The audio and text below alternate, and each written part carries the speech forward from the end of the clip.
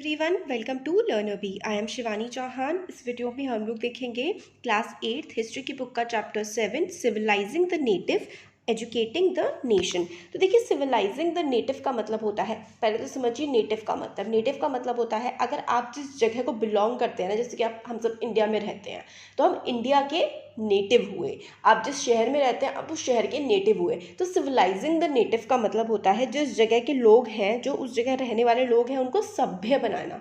Civilised करने का मतलब होता है उनको रहने का रंग ढंग सिखा देना, होता है सिविलाइज करना। एजुकेटिंग द नेशन, देश को पढ़ाना। तो किस तरीके से अंग्रेज हम लोगों को सिविलाइज करना चाहते थे, उनको हम गधे गवार टाइप्स लगते थे, वो हमें ढंग का सभ्य बनाना चाहते थे। और एजुकेटिंग द नेशन मतलब देश को पढ़ाना लिखाना, किस तरीके से देश में एजुकेशन का माहौल ज़्यादा बना, उसके बारे में हम इस पूरे चैप्टर में पढ़ने वाले हैं। तो इससे पहले के चैप्टर्स में हम लोगों ने देखा है कि किस तरीके से जो ब्रिटिश रूल है उसने इफ़ेक्ट किया था नवाब्स को, राजाज को और यहाँ के पीजेंट्स को, मतलब यहाँ के हमारे देश के किसानों को और ट्राइबल्स को। ट्राइबल्स यानी कि जो जंगलों वाले रीजन में लोग रहते हैं, इन सबको किस तरीके से अंग्रेज़ों ने, अंग्रेज़ी ताकत ने, अंग्रेज़ी शासन ने हमें इफ़ेक्ट किया था। इस चैप्टर में हम लोग ट्राई करेंगे समझने का कि इन सब चीज़ों का इम्प्लीकेशन क्या हुआ था स्टूडेंट्स की लाइफ पर। मतलब अंग्रेज़ हमारे देश में आए, उन्होंने देश को गुलाम बनाया, इसका असर हर किसी पर किसी न किसी तरीके से तो हुआ ही था। तो स्टूडेंट्स पर, जो बच्चे पढ़ने वाले लोग हैं, उन पर इसका क्या असर हुआ था। ब्रिटिश जो थे इंडिया में, उनको एक ही चीज़ चाहिए थी, टेरिटोरियल कॉन्क्वेस्ट। टेरिटोरियल कॉन्क्वेस्ट का मतलब होता है कि वो देश को जीतना चाहते थे, ज़मीन को हड़पना चाहते थे।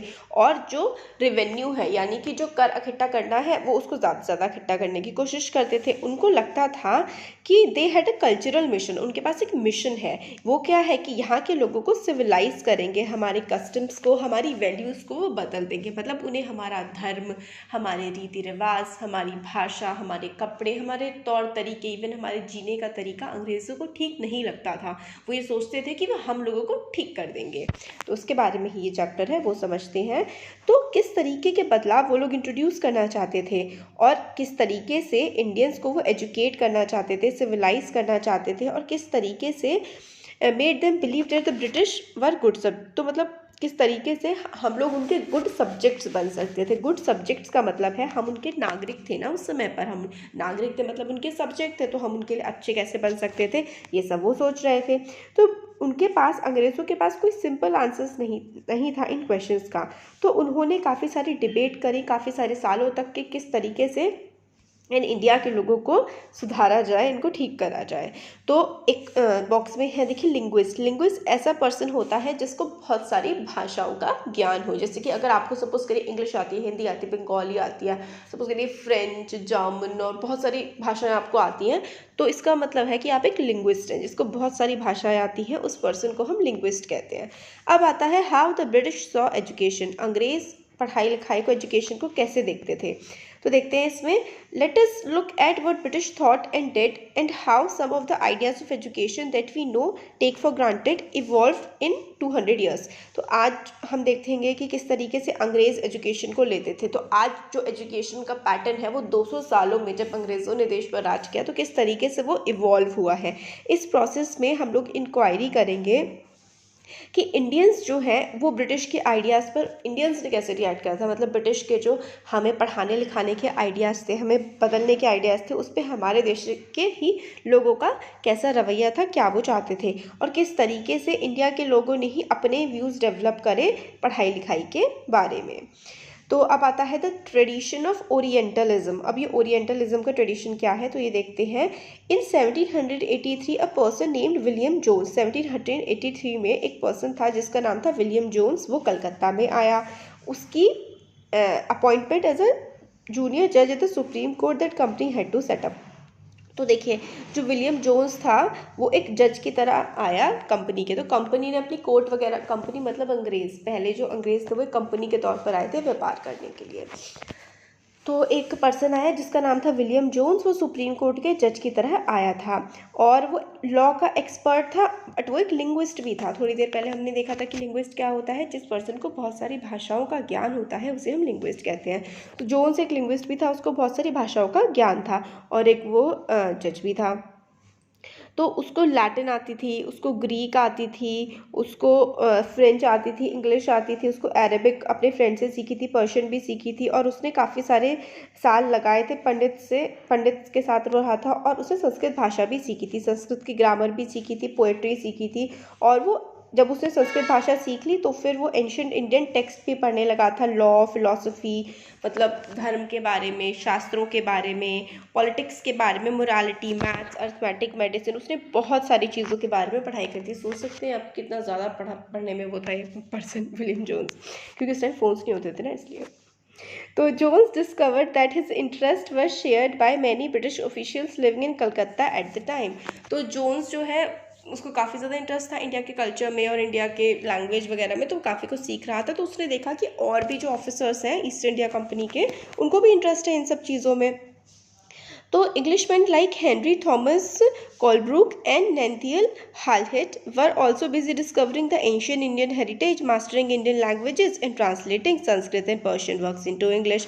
तो इसके साथ विलियम जोन्स के साथ साथ ही ये कोलबर्ग हो गया और हॉलहेड हो गया, ये भी इंडिया की भाषाओं के बारे में काफ़ी कुछ पढ़ रहे थे, और संस्कृत हो गया, पर्शियन भाषा हो गई, उसके कामों को इंग्लिश में ट्रांसलेट कर रहे थे।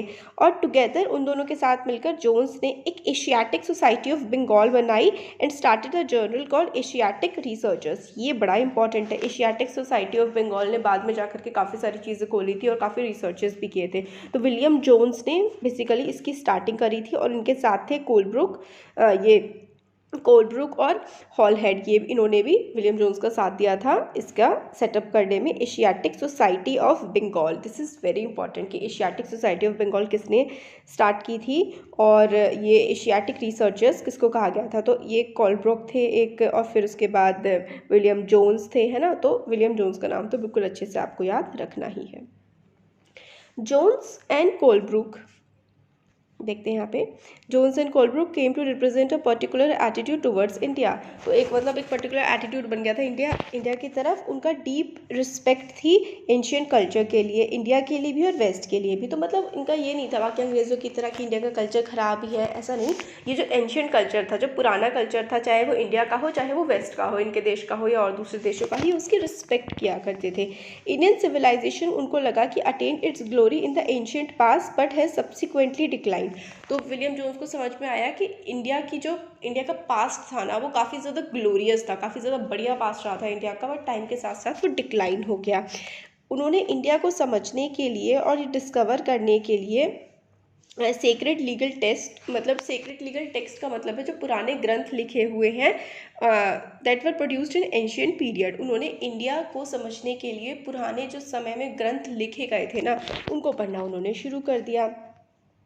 For only those texts could reveal the real ideas and laws of the Hindus and Muslim।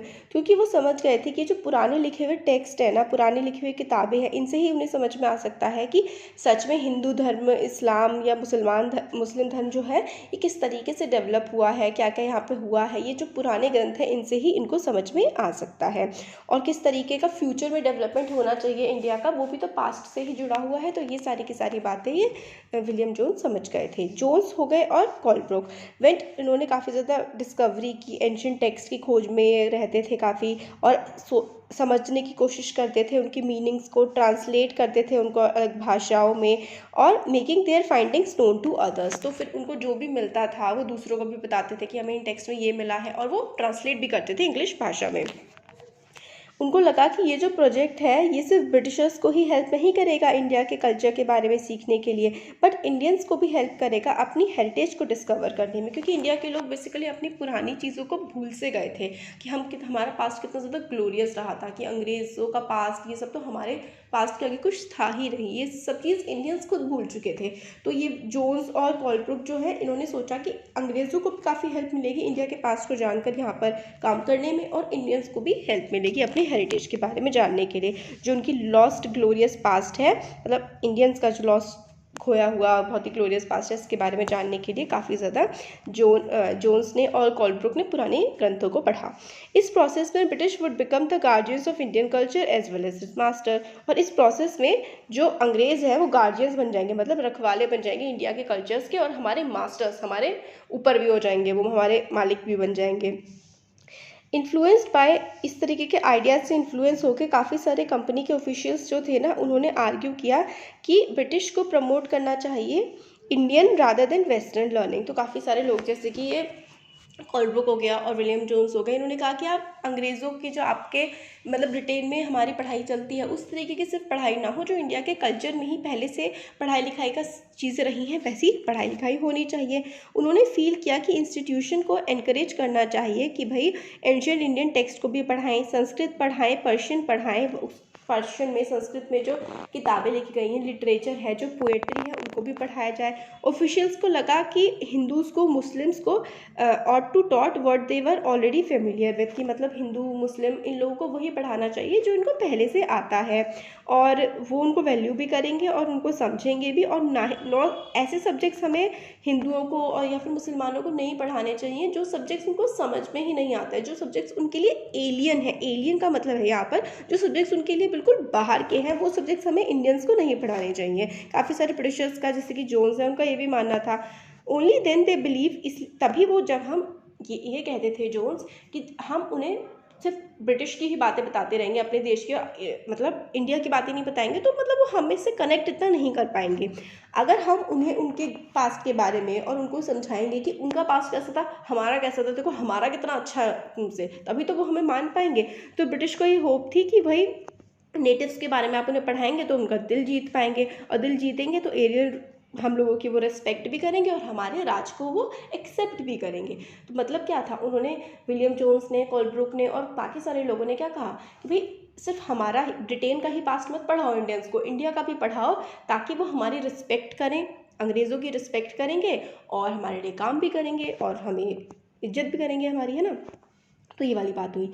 फिर इस ऑब्जेक्टिव से एक मदरसा, मदरसा एक अरेबिक शब्द होता है, एक स्कूल ही होता है मदरसे, आप समझ लीजिए कि भाई इंडियंस को उनके ही भाषा में, उनके ही कल्चर के हिसाब से पढ़ाया जाए, इसलिए जो है एक मदरसा इस्टेब्लिश किया गया 1781 में, ताकि प्रमोट की जा सके अरेबिक और पर्शियन और इस्लामिक लॉ को। हिंदू कॉलेज में इस्टेब्लिश किया गया बनारस में 1791 में, ताकि एनकरेज किया जा सके संस्कृत टेक्स्ट को, मतलब संस्कृत में जो चीज़ें लिखी हुई हैं और कंट्री को चलाने के लिए जिन चीज़ों को काम में लाया जा सकता है। तो 1781 में जो है कलकत्ता में मदरसा इस्टेब्लिश किया गया। दिस इज़ वेरी इंपॉर्टेंट, ये याद रखना है कि 1781 में कलकत्ता में मदरसा इस्टेब्लिश किया गया।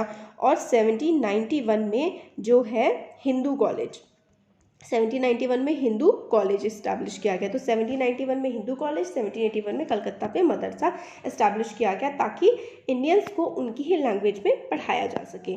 अब देखिए वॉरेन हेस्टिंग्स के और रिचर्ड वेस्ट मैकॉर्ड और विक्टोरिया मेमोरियल में कलकत्ता में ये इनकी ऐसे करके पिक्चर बनाई हुई है।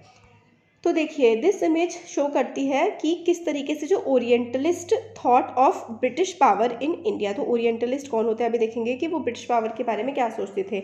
आप नोटिस करेंगे कि हेस्टिंग्स जो है वो किस तरीके से ऐसे ऊपर मजेस्टिक से फिगर है, वो ऊपर खड़ा हुआ है। And enthusiastic supporter of orientalist is placed between the standing figure of a pandit on one side and a seated munshi on the, ये देखिए मुंशी बैठा हुआ है और ये पंडित है, और यहाँ पर हेस्टिंग्स खड़ा हुआ है और उनसे ऊंचा है। तो orientalist needed Indian scholars to teach them the vernacular languages, tell them about local customs laws and tell them translate and interpret ancient text. तो देखिए हेस्टिंग्स को क्या चाहिए था कि लोग चाहिए थे ऐसे जो उसको समझाए। तो ओरिएंटलिस्ट वो लोग होते हैं those with scholarly knowledge of the language and culture of Asia. तो ओरिएंटलिस्ट वो लोग होते हैं जिनको नॉलेज होती है एशिया के, मतलब एशिया इंडिया हो गया और बाकी सारे एशिया के देश जैसे कि चाइना हो गया, जापान हो गया, या फिर है ना मालदीव्स, मलेशिया वगैरह, इन सब के बारे में नॉलेज होती है, इन सब के कल्चर के बारे में नॉलेज होती है, उनको हम ओरिएंटलिस्ट कहते हैं, जिनको एशिया के कल्चर के बारे में नॉलेज होती है। तो हेस्टिंग्स बीच में खड़े हुए हैं, अंग्रेज़ हैं, और ये जो मुंशी वगैरह लोग हैं, पंडित हैं, ये इनको यहाँ के कल्चर के बारे में सिखा रहे हैं, बता रहे हैं। तो मुंशी पर्सन होता है जो कि जिसे पर्शियन आती है, और वर्नैकुलर का मतलब होता है लोकल लैंग्वेज। बेस सिंपली आपको याद रखना है कि वर्नैकुलर जब भी शब्द आए आप लोगों को समझ लेना है कि ये लोकल लैंग्वेज के बारे में बात की जा रही है। Vernacular a term usually use to refer to a local language. Vernacular जो है लोकल लैंग्वेज को इस्तेमाल करने के लिए टर्म यूज़ किया जाता है। और डायलेक्ट, डायलेक्ट का मतलब होता है कोई बोली, जैसे कि हिंदी की काफ़ी सारी बोलियाँ हैं तो उनको भी वर्नैकुलर लैंग्वेज आप कहेंगे। कोई भी लोकल लैंग्वेज होगी, जैसे अंग्रेज़ों के लिए हिंदी एक वर्नाकुलर लैंग्वेज थी क्योंकि वो एक लोकल थी उन लोगों के हिसाब से। तो वही है कि किस तरीके से क्रिटिसिज्म किया जाता था अंग्रेज़ों द्वारा हमारे देश की चीज़ों का, उनको छोटा दिखा करके। तो grave errors of the East, grave error मतलब बहुत ही बुराइयां ईस्ट में, ईस्ट मतलब हमारे देश वाला पार्ट है, इंडिया एशिया वाला पार्ट है, इनमें क्या एरर्स थे। अर्ली 19th सेंचुरी से काफ़ी सारे ब्रिटिश ऑफिशियल्स ने स्टार्ट कर दिया था क्रिटिसाइज करना ओरिएंटलिस्ट विजन ऑफ लर्निंग, मतलब जो इंडिया में या फिर एशिया वाले रीजन में जिस तरीके से पढ़ाई लिखाई होती थी, अंग्रेज़ों ने, ब्रिटिशर्स ने इनको मतलब कहा कि ये भाई कोई पढ़ाई करवाने का कोई तरीका थोड़ी ना है, इसमें कोई कुछ नहीं होता, ये सब बेकार है।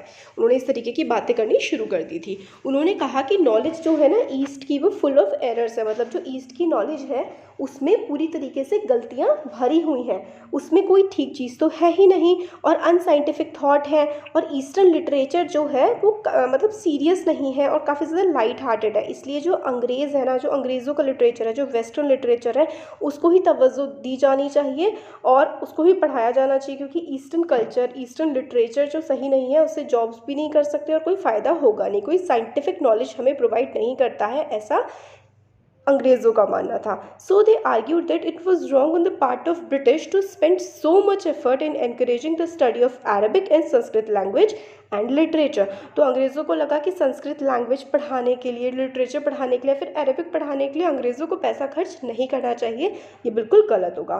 तो अब जो आगे का चैप्टर है ना वो हम लोग नेक्स्ट वीडियो में देखेंगे। तो कैसा लगा ज़रूर बताइएगा, अच्छा लगा तो लाइक करिए, चैनल को सब्सक्राइब करिए, अपने फ्रेंड्स के साथ शेयर करिए। Thank you.